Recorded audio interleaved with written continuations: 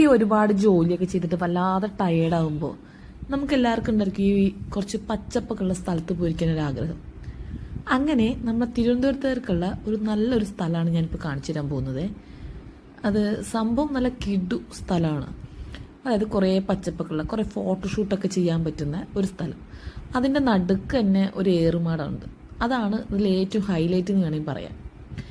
കാരണം അതിൻ്റെ മുകളിൽ നിന്ന് നോക്കിയാൽ കിട്ടുന്ന വ്യൂ ഉണ്ടല്ലോ, അത് കിടിലാണ്. അത് എന്ന് പറഞ്ഞറിയിക്കാൻ പറ്റില്ല, നമുക്ക് അവിടെ പോയിട്ട് ഫീൽ ചെയ്യുക തന്നെ വേണം.